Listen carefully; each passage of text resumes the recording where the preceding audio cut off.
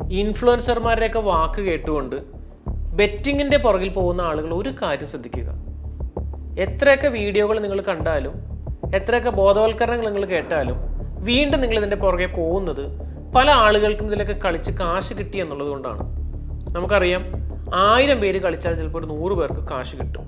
പക്ഷെ ഇതിനകത്തൊരു കാര്യം, ഈ 100 പേരുടെ ബാങ്ക് അക്കൗണ്ടും നാളെ ഫ്രീസ് ചെയ്യപ്പെടാം.